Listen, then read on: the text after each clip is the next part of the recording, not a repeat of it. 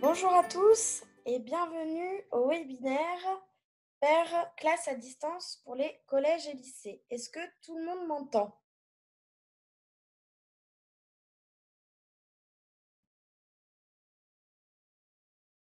Je, je pense qu'on m'entend. Je... Oui, ça doit être bon. J'imagine. Vous m'entendez bien? Oui, bon, parfait. Très bien. Vous ne voyez pas mon partage d'écran? D'accord, je vais repartager mon écran pour que vous puissiez le voir. Je vous le repartage. Hop.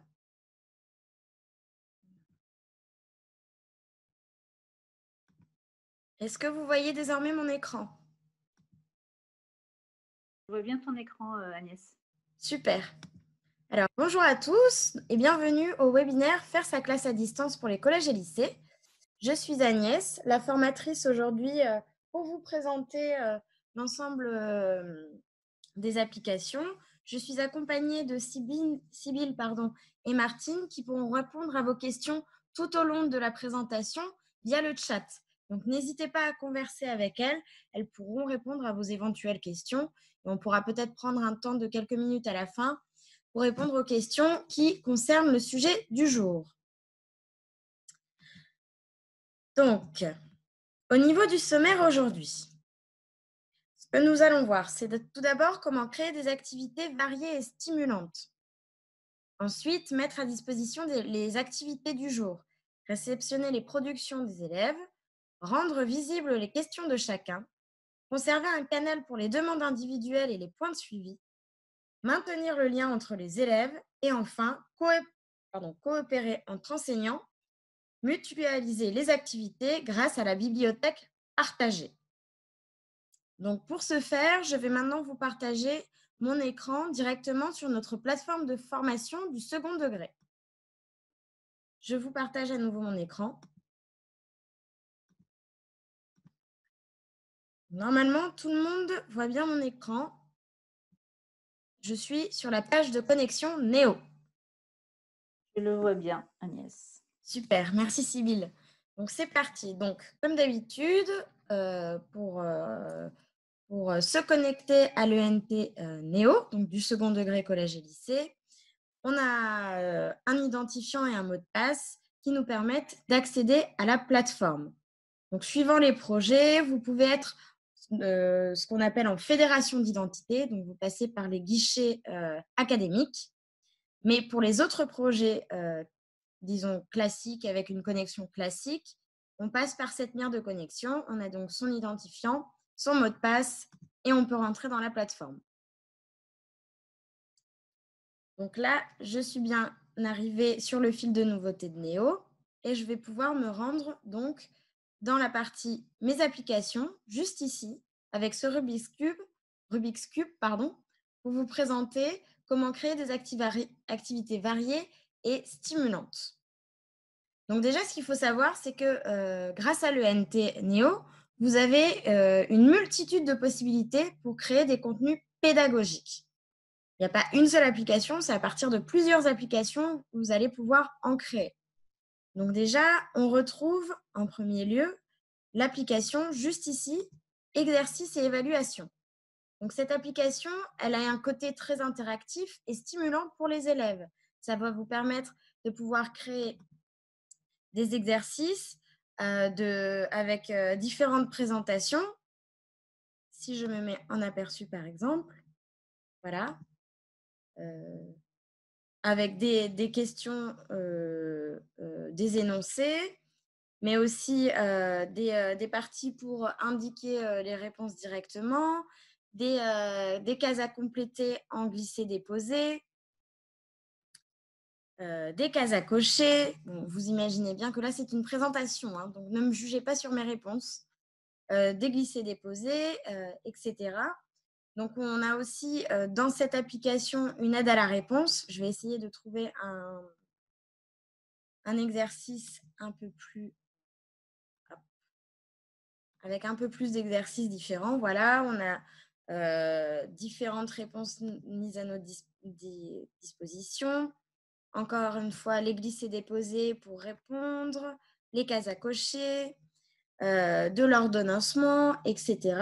Et donc, via cette application, donc, vous pouvez créer différentes questions interactives, des aides au niveau des réponses qui vous sont mis à disposition.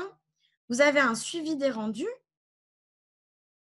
directement qui vous permet de suivre en fait les réponses déjà faites par vos élèves et un accès avec une correction automatique pour les questions qui ne sont pas des questions de paragraphe, donc où les élèves doivent rédiger. Voilà pour la première application exercice et évaluation. Comme autre application qu'on peut vous proposer d'utiliser, c'est l'application Pages. Donc, Pages, c'est cette application qui vous permet de créer des sites sous la forme de sites web, des contenus. Donc là, par exemple, je vais utiliser EPI, se raconter, se représenter. Et donc, dans cette application, je vais pouvoir regrouper l'ensemble des contenus que j'ai déjà créés dans d'autres applications directement ici. Je vais pouvoir les intégrer sur une même thématique. Ça me permet comme ça d'avoir des éléments dans l'application, par exemple blog ou dans le wiki ou dans la frise chronologique qui concernent mon sujet et je vais pouvoir les importer directement dans mon Pages. Donc, ça va permettre de rassembler les notions étudiées qui sont donc diffusées sur l'ensemble des ressources. On peut bien sûr utiliser des ressources, comme je vous le disais, internes à l'ENT, comme les blogs, wiki, forums ou des documents de l'espace documentaire, mais on peut aussi faire des intégrations à partir d'applications externes, bien sûr. Et donc, à nouveau, on intègre des contenus interactifs, multimédia, des sons. Et pour les administrateurs locaux des établissements, on va pouvoir rendre ces pages, donc tous les projets créés, publics. C'est-à-dire qu'on va pouvoir générer une URL qui va pouvoir être partagée en dehors des utilisateurs de l'ENT. C'est une possibilité. Ensuite, comme autre application, nous avons le pad collaboratif, qui est juste là avec les petits crayons. Donc, le pad collaboratif, ça va nous permettre de travailler sur un dossier avec nos élèves et leur permettre de faire des écrits collaboratifs entre élèves. On voit à chaque fois qui est connecté en même temps sur le pad. Donc là, pour l'instant, moi, je suis sur une plateforme de formation, donc je n'ai pas d'utilisateur d'élèves connectés, mais vous les verrez visibles juste là en haut à droite. Et donc, on les voit aussi lorsqu'ils rédigent le contenu. Il y a une couleur et on retrouve bien sûr leur nom, prénom qui est visible à la manière de Google Doc, si vous voulez un exemple de ce type. Et donc, on voit qui écrit quoi, qui collabore, à quel moment. Et on a la possibilité d'utiliser un clavardage juste en bas à droite en direct pour échanger avec les personnes qui travaillent sur le document. Et donc, ça permet de faire un travail collaboratif simultanément et tous ensemble. Ensuite, on a l'application. Donc, je reviens toujours, je ne sais pas si je l'ai dit juste avant, à chaque fois pour revenir en arrière, je clique sur le Rubik's Cube pour revenir dans la partie Mes applications. L'autre application que je souhaite vous présenter pour créer des activités variées et stimulantes, c'est l'application Mur collaboratif. Donc là, je vais le faire de bout en bout pour vous présenter aussi comment on fait de bout en bout la création d'un contenu. Donc là, je vais créer le mur collaboratif pour mes activités de la semaine. Donc, j'ajoute un nom, j'ai la possibilité d'ajouter une description. Je peux ajouter une vignette pour illustrer mon mur et je peux ajouter un fond. Moi, j'aime bien le bois, donc je prends le bois. J'enregistre. Et donc là, voilà, j'ai paramétré mon mur collaboratif et je le retrouve bien dans l'ensemble des murs que j'ai déjà créés ou que l'on m'a partagés. Je vais pouvoir cliquer sur le petit plus en haut pour accéder au bandeau de navigation secondaire ou alors je double-clique pour rentrer à l'intérieur de celui-ci. Et là, je vais pouvoir du coup directement ajouter une note. En quelques clics, j'ajoute des informations. Je vais pouvoir rédiger ce que je souhaite au niveau de ma note.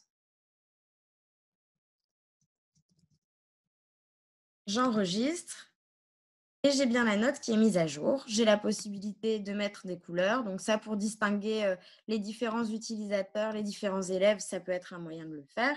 Je retrouve en bas le nom, prénom de la personne qui a rédigé cette lettre et j'ai la possibilité de voir en plus grand avec une fenêtre ce qui a été rédigé dans le post-it. Donc le mur collaboratif,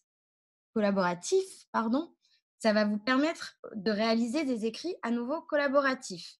Par exemple, de demander aux élèves d'écrire une nouvelle en attribuant à chaque élève un chapitre, un moment de récit à écrire, ce genre de choses. Et donc, grâce au mur collaboratif, les élèves verront ce que les autres ont écrit, l'avancée du récit, et ils pourront adapter leur écrit à ce qui a déjà été produit. Voilà, pour le mur collaboratif. Enfin, la dernière application pour créer des activités variées et stimulantes, il s'agit de l'application Carte mentale, qui est juste là. C'est l'application bleue juste en haut. Donc en cliquant dessus, à nouveau, je retrouve l'ensemble des cartes mentales que j'ai déjà créées ou que l'on m'a partagées. Et donc en double-cliquant dessus, j'accède à la carte mentale. Donc une carte mentale, ça va permettre aux élèves de synthétiser, par exemple, les notions à retenir que vous souhaitez qu'ils retiennent. Donc voilà, de les synthétiser et comme ça qu'ils en aient une vue rapide et simple. Donc application classique de carte mentale, on va pouvoir avoir un nœud central, ajouter d'autres nœuds, les déplacer à l'endroit que l'on souhaite, ajouter un nouveau titre à ce nœud. Bon, hop, la langue anglaise. On a la possibilité de changer les couleurs, ajouter des smileys, ajouter une note plus importante, etc. Voilà. Hop, ah oui, je vais enregistrer quand même. J'enregistre. Et je peux retourner sur la partie Mes applications. Est-ce qu'il y a des questions déjà jusque-là pour comment créer des activités variées et stimulantes? Pas de question. Super. Donc, on enchaîne au niveau du sommaire sur comment mettre à disposition les activités du jour. Donc, pour ce faire, pour le suivi des activités en ces temps de confinement, ce qu'on vous conseille de faire, c'est d'utiliser l'application Wiki. Grâce à l'application Wiki, vous allez pouvoir créer une arborescence claire. Donc là, on retrouve son arborescence. Alors, ça date un peu, mais il faut imaginer que ça ne date pas. Et donc, vous allez pouvoir créer un jour une page. Et on va retrouver ici, à chaque fois, si j'ajoute la page, donc aujourd'hui, on est le 19 mars 2020. On enregistre et on a bien la page qui est ajoutée. Donc, en un seul coup d'œil, on a une arborescence claire. On va pouvoir également ajouter un sommaire qui nous permet de faire des liens vers des ressources créées dans l'application. Donc, on va pouvoir, juste ici, comme on l'a fait ici, ajouter un sommaire qui va nous faire une redirection soit vers des éléments du wiki, soit vers des ressources que l'on a créées dans d'autres applications. On a également une section commentaires qui est mise à disposition pour les utilisateurs, qui va permettre aux élèves de poser leurs questions quand ils le souhaitent sur la page donnée, si jamais ils en ont. Et enfin, vous, en tant qu'enseignant, vous avez la possibilité d'accéder à ce qu'on appelle un versionning. Donc, vous allez pouvoir accéder aux différentes versions de votre wiki en cliquant sur le petit plus en haut à droite. Vous avez le bandeau de navigation secondaire qui apparaît, qui vous permet d'avoir accès aux versions, de dupliquer le contenu ou de le supprimer. Et en cliquant sur les versions, on retrouve l'ensemble des modifications qui ont été effectuées dans le wiki. Et on a la possibilité, en sélectionnant une version, de restaurer celle-ci. Donc, on peut revenir en arrière si on le souhaite et si on a partagé son wiki aux élèves en contribution et qu'on voit qu'en fait, il vaut mieux revenir en arrière puisqu'on est allé trop loin sur la page en question.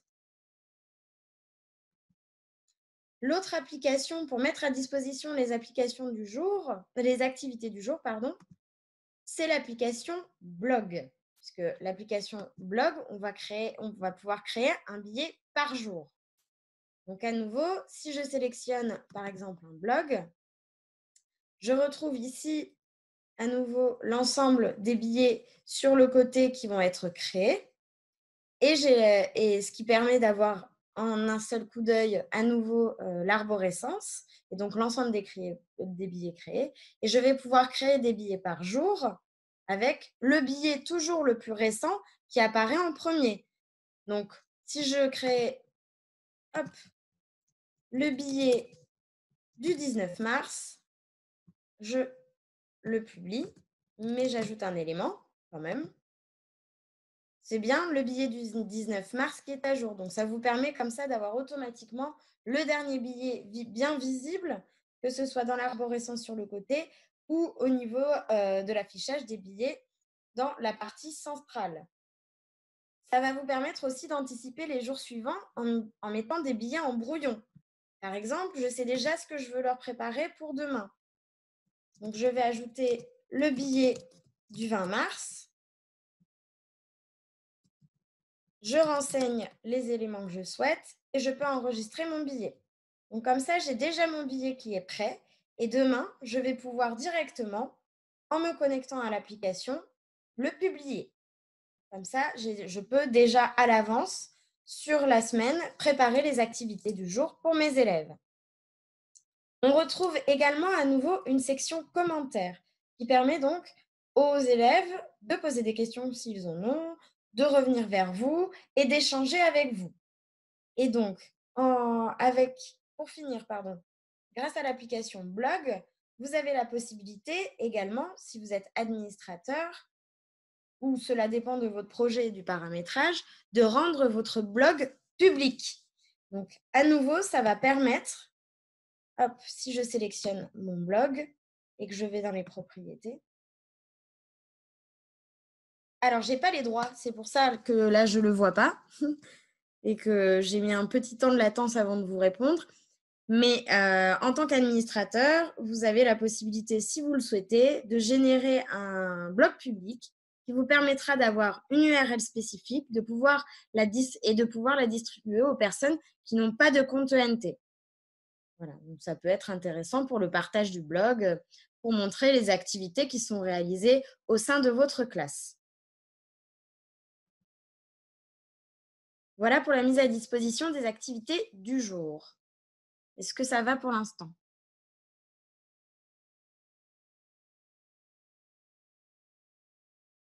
Je prends... Oui, pas de questions particulières. Ok, super. Donc, je continue. Donc, le troisième élément que l'on va voir ensemble aujourd'hui, c'est comment réceptionner les productions des élèves. Donc, tout à l'heure, je vous ai montré en premier lieu l'application exercice et évaluation. Pour l'application exercice et évaluation, lorsque vous avez distribué des exercices, vous avez le suivi de ces exercices qui est mis à votre disposition. L'onglet suivi des corrections. Donc, en fait, dans l'application exercice et évaluation, ça se fait automatiquement via l'application. Vous avez aussi pour les productions papier, si vous avez des demandes de production papier, vous pouvez demander à ce que les élèves les scannent ou alors les prennent en photo avec leur téléphone portable pour qu'ils puissent du coup les importer soit dans l'application Casier, qui est une application de dépôt de documents. Donc, les élèves vont pouvoir vous allez pouvoir vous-même déposer, par exemple, une fiche d'exercice. S'ils le peuvent, l'impriment ou recopient cette fiche d'exercice chez eux. Et ils vont pouvoir vous la redéposer dans votre casier avec les réponses remplies. Ou alors, on peut utiliser l'espace documentaire. Donc, l'espace documentaire, ça va vous permettre à vous de créer, par exemple, un document partagé et de le partager à vos élèves. Donc, comme ça, vous allez pouvoir créer un dossier dans lequel l'ensemble des élèves seront présents et dans lequel vous allez pouvoir ajouter des contenus et dans lequel, si vous avez donné les droits de partage et de contribution aux élèves, ils pourront eux-mêmes aussi y déposer des contenus.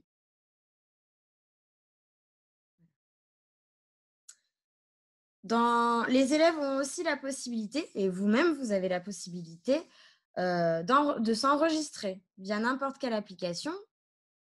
Par exemple, vous leur demandez dans le blog, dans le billet du 19, si vous leur donnez des droits de contribution, donc si je modifie mon billet, je vais vous montrer, ils ont accès à l'éditeur de texte riche qui leur permet d'enregistrer un son.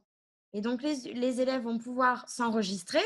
C'est notamment très intéressant pour les cours de langue, par exemple, avec le dictaphone. Donc, dictaphone qui est présent grâce à l'éditeur de texte riche dans toutes les applications ou alors directement via le fil de nouveautés à la page d'accueil. C'est aussi possible de voir, grâce à l'application Forum, hop, c'est pas grave, j'enregistre, d'avoir, grâce à l'application Forum, un feedback quotidien sur l'état d'avancement de chaque élève. Donc, par exemple, donc là, on passe à la partie 3, rendre visibles les questions de chacun. Donc, on a la possibilité d'utiliser le forum. On va créer en fait un forum dédié qui va être, par exemple, hop, le forum enseignement à distance. À nouveau, je peux ajouter une vignette pour illustrer mes propos, j'enregistre et donc je vais pouvoir partager des droits de lecture, contribution, modération, gestion. Je sélectionne les élèves, hop, de troisième, à qui je donne des droits de contribution, je partage et comme ça, on va pouvoir échanger ensemble dans le forum en question. Voilà. Ça permet comme ça d'initier des discussions avec des questions sur le travail à faire, mais aussi de faire un état individuel des productions, un débat autour des notions abordées, etc. Donc voilà, c'est vraiment ici une partie d'échange et une application qui va vous permettre de rendre visible l'ensemble des questions qu'ont remontées vos élèves. On a également dans le wiki, on peut également créer une partie foire aux questions. Donc, un wiki qui sera dédié à une foire aux questions. On va du coup ajouter une page pour chaque question posée par les élèves, les renseigner et faire évoluer cet espace dédié aux questions. Et donc, les objectifs, en fait, de rendre visibles les questions de chacun et les questions des élèves, c'est de pouvoir vous permettre de rendre aussi plus clairs vos propos et vos créations auprès des élèves. Et d'éviter de répondre continuellement à des demandes identiques, puisqu'il peut y avoir souvent les élèves qui demandent la même chose. Donc, comme ça vous permet de centraliser l'ensemble des questions posées et de leur donner voilà, une foire aux questions où ils vont pouvoir y trouver les réponses de manière individuelle. Mais aussi, ça vous permet, comme par exemple grâce à l'application Forum, de créer des interactions et des débats d'idées entre les élèves. Donc comme ça, on garde une continuité, on garde de la communication et on continue d'avoir du lien avec ses élèves. L'autre, alors je ne sais plus au combienième de points, 2, 3, 4, 5. Cinquième point de notre sommaire, c'est conserver un canal pour les demandes individuelles et les points de suivi. Donc, c'est très important pour vous, on imagine bien et on le comprend bien, de conserver un lien direct avec vos élèves, surtout pour ceux qui peuvent éprouver des difficultés. Donc, plutôt que de faire le canal de prédilection pour toutes les demandes, la messagerie peut être utilisée de manière un petit peu plus astucieuse dans le cadre d'une différenciation pédagogique.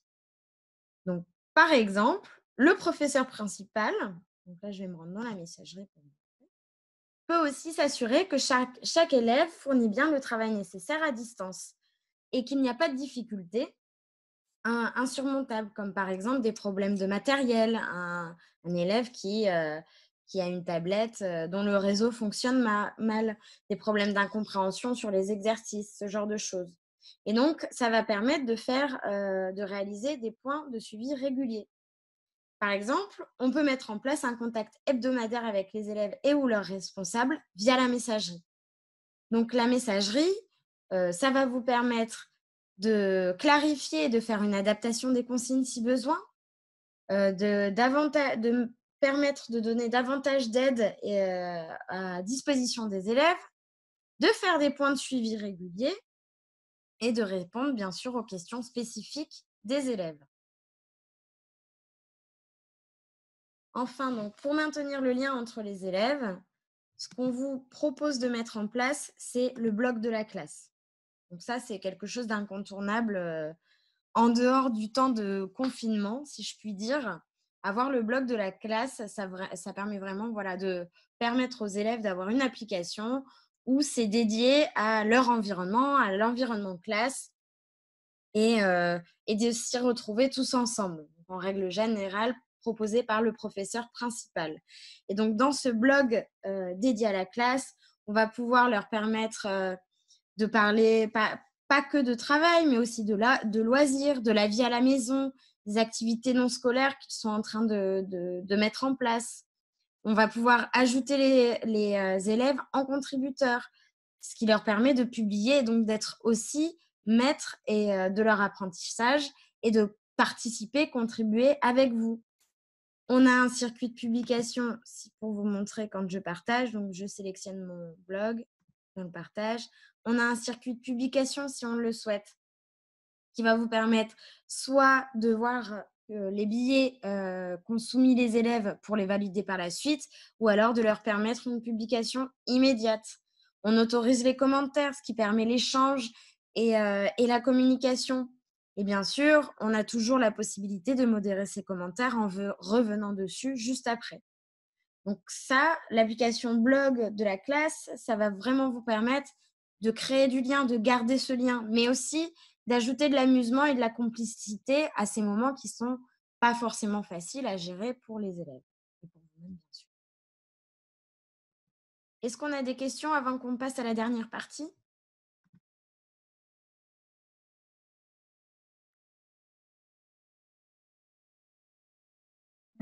Alors, pour la création de FAQ sur Wiki, l'enseignant crée un dossier partagé pour la classe et les élèves posent leurs questions. C'était une question. D'accord. J'imagine, est-ce que les enseignants créent un dossier partagé pour la classe et les élèves posent leurs questions? Alors, ça dépend si vous retrouvez, par exemple, plusieurs fois la même question posée par les élèves dans les commentaires. Vous pouvez sélectionner vous-même dans le wiki, donc créer votre wiki FAQ et à chaque fois y renseigner. Donc, si je crée, je l'enregistre, nouvelle page, vous allez pouvoir renseigner la question numéro 1, la plus posée et enregistrer. Soit vous faites de cette manière-là, donc c'est vous qui centralisez les questions et ajoutez les réponses et diffusez ce wiki aux personnes ou aux élèves, pardon, ou alors vous leur donnez des droits de création pour qu'eux-mêmes puissent ajouter une nouvelle page avec leurs questions et qu'il y ait des échanges et des commentaires dans cette page. Voilà, ça dépend de comment vous souhaitez procéder. Soit c'est vous qui gérez cette partie présentation de la foire aux questions, soit vous donnez la main aux élèves.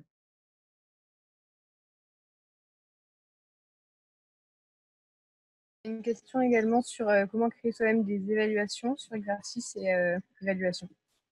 Comment? Est-ce que tu peux remontrer la création d'exercices sur exercice et évaluation? Oui. S'il te plaît. La création d'exercices. Donc, quand je suis dans l'exercice évaluation, j'ai ici la possibilité de créer un nouveau sujet, le bouton orange. Et je peux créer un sujet à rendre ou créer un sujet interactif. Si je crée un sujet à rendre, le sujet du jour, j'ai toujours la possibilité d'ajouter une consigne et une image et je distribue. Donc en fait là on est vraiment sur simplement une question, enfin ou une question ou un paragraphe donné et on va permettre aux élèves en fait d'y répondre tout simplement. Ou alors on sélectionne créer un sujet interactif.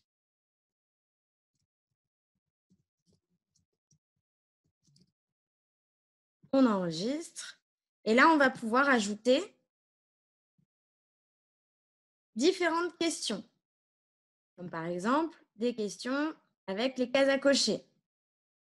Mais on a la possibilité, à nouveau, de sélectionner une question et là, ça va être de l'énoncer. Et comme je vous l'expliquais au début, quand on sélectionne une nouvelle question, on peut ajouter une aide à la réponse et on peut également ajouter une explication de la réponse. C'est tout à fait possible.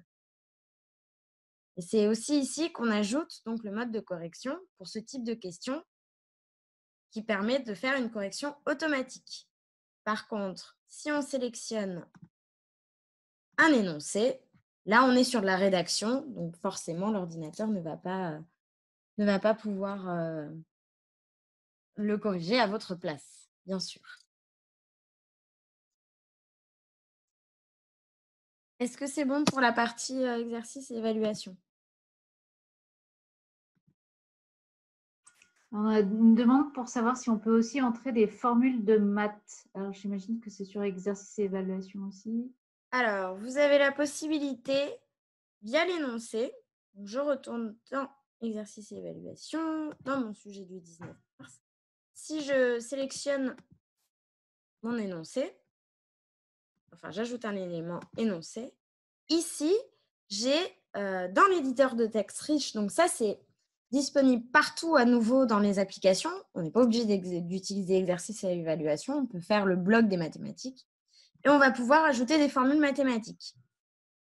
Voilà, donc là je laisse les enseignants de mathématiques faire la chose parce que je vous avoue que moi je ne suis pas très matheuse. Voilà.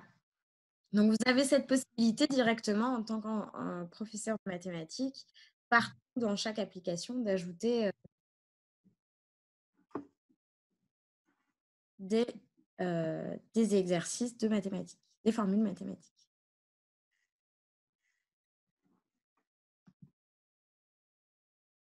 Donc, s'il n'y a plus de questions, on va pouvoir passer à la dernière partie, qui est la coopération entre enseignants avec mutualiser les activités grâce à la bibliothèque partagée.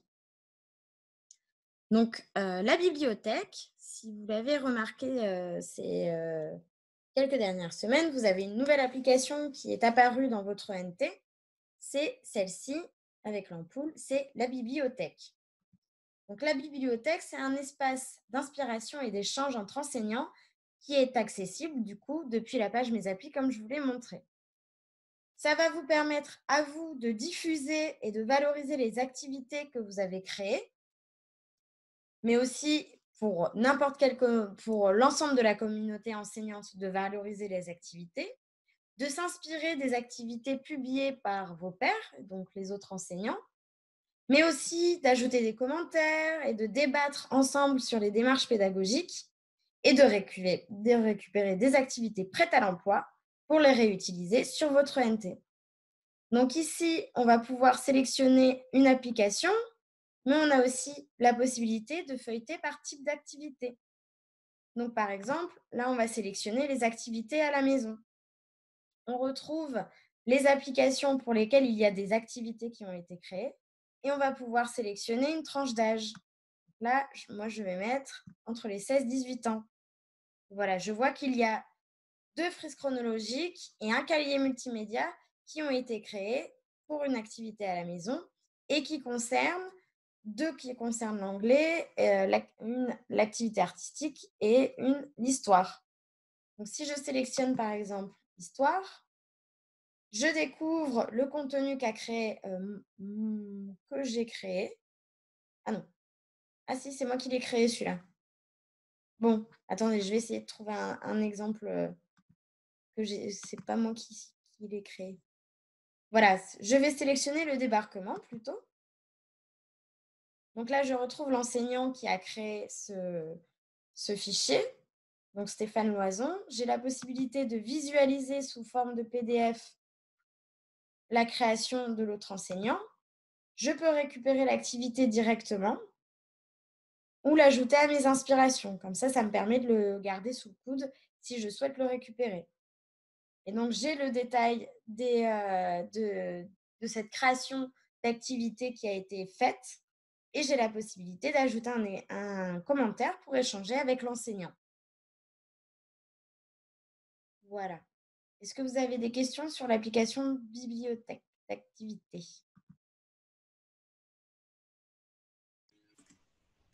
Pas de questions sur la bibliothèque pour l'instant.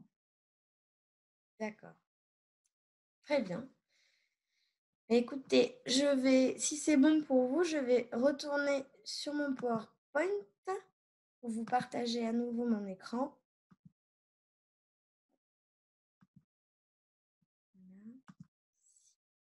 Hop, et me mettre sur la bonne page. Donc, ce qu'il faut savoir, c'est... voilà. Vous avez des liens et des ressources qui sont disponibles partout sur le NT Néo.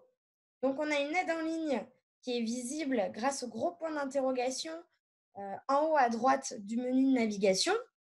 Donc, ça vous permet comme ça d'avoir des informations sur l'application sur laquelle vous vous trouvez et d'avoir donc les bons usages et une explication pas à pas de comment utiliser cette application.